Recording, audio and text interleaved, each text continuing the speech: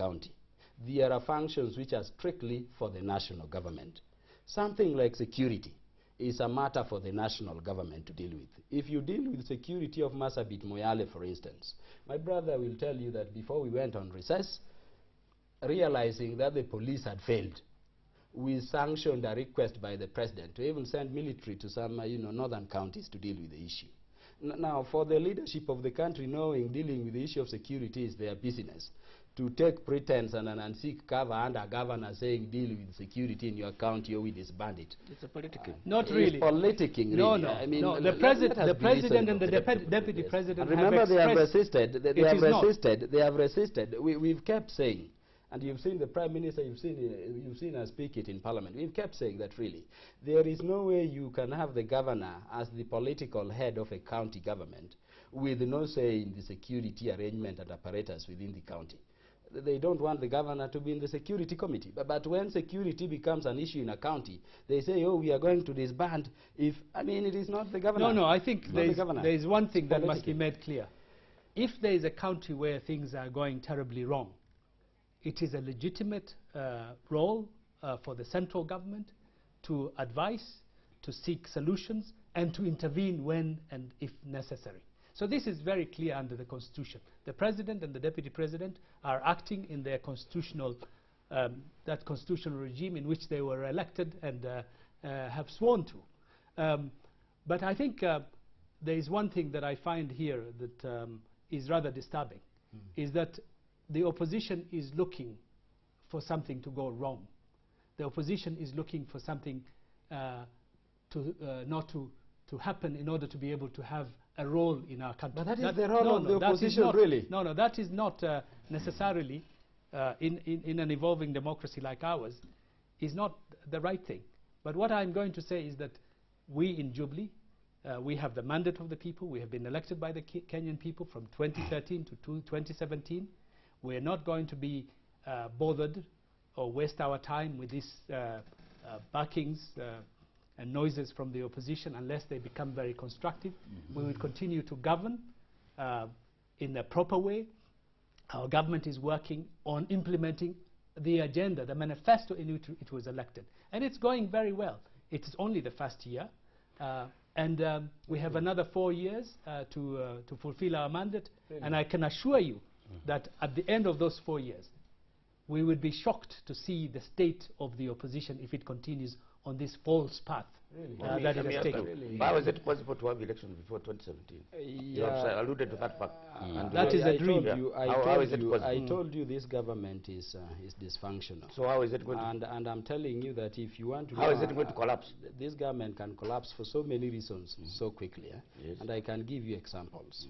You know, the first reason any government exists anywhere is to protect the security of our people and, of course, the property of our people. We have a government as early as before 1 year lapses from the time it is sworn in, which is now, sending, military to sections of the country because the security apparatus, which is the police, which is to deal with the internal security issues, is unable. Look at ethnicity in government, and this I want to say very soberly.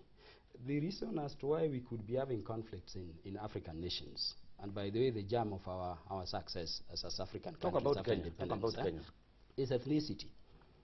I alluded to something about ethnicity, is cutting around it. We want the president to properly govern. I mean, the president came when he opened parliament and he said, we are going to have a Kenya where everybody feels a part of Kenya.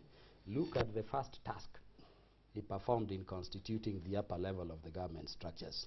Look at the tribal and regional arithmetics in the cabinet, in the principal secretaries, coming to critical sectors of governance like finance, security, the state law office, of course the transport sector. I mean, there are departments I can tell you go to and you question who is governing the country. We wish the president well. I mean, he's now the president of Kenya, as my brother said. But we wanted him to, it's a fact, I mean, there is nothing we can do about it. But we want him to govern the country in a manner that, gives confidence to Kenyans that this is a government, capable of doing this. We are not seeing it from Jubilee. I'm going to cut you short because of time. Just to take some of the questions from our viewers. Somebody says here, my name is Tabu, I'm a Jubilee supporter and I voted for them. What Hassan is saying is not true. We all know Raila was the winner, hence we have agreed to move on as a court member, as the court member is arguing with facts. How do you respond to such a But what is the basis of his absurd claim that we all know that CORD has won? The report of No, IEBC is there there. isn't. Let There's us no come truth and bring whatsoever. it one day. This is why I'm saying that because you hammer, when you actually hammer on a particular lie and deception all the time, there are some people who internalize and believe it, and my brother here is one of the victims of the CORD propaganda. Thank you so much. Another one says here, Mheshimiwa Opondo, if CORD had won the elections, would you be demonizing the IBC the way you're doing?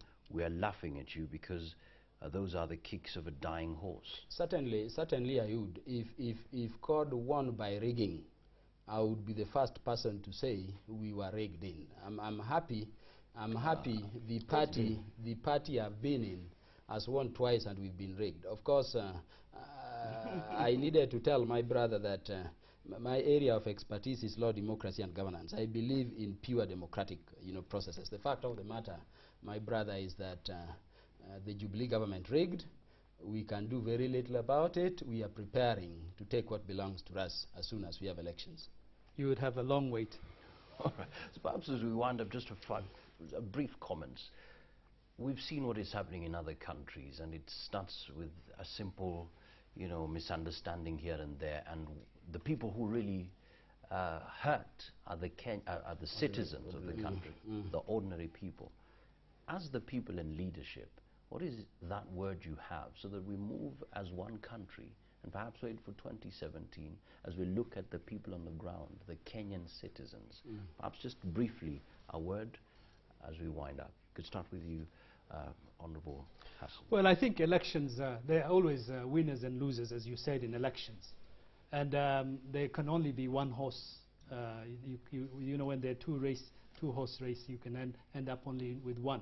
What happens in other countries, recently, even in trouble-torn Somalia, there is a region called Puntland.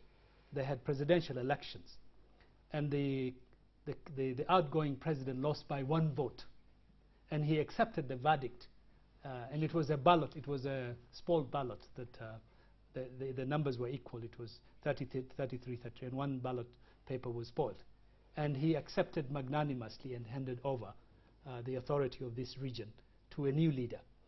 This is what we need in our continent for stability and to move forward, is that elections come and go and people lose by very small margins. There are members of parliament, I remember, who've lost with 1 or 2 votes, and they have accepted the results. And you move on for the stability and respect for democracy. But democracy has to be nurtured, and it has to be promoted. And you also want to create legitimacy in the institutions that you have created.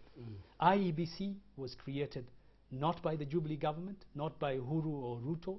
It was created by the Kenyan people, by the Kenyan government, and in fact it matured under the leadership of the core principals, President Kibaki and Prime Minister Raila Odinga. The judiciary was reformed, and in fact one of the people who have applauded the new leadership of the judiciary is the leader of CORD. We all were very happy about the changes in our judiciary, and I have a lot of respect and confidence in the Chief Justice Willy Mutunga. This is another important institution. Then there is the Kenyan Defense Force, there are security forces. For example, my brother Kaluma says that there is a need for, of course there is a need for reform. We're a developing country. We need to reform our institutions. We need to improve them all the time until they become proper institutions that work effectively for all of us, for our people, for our country.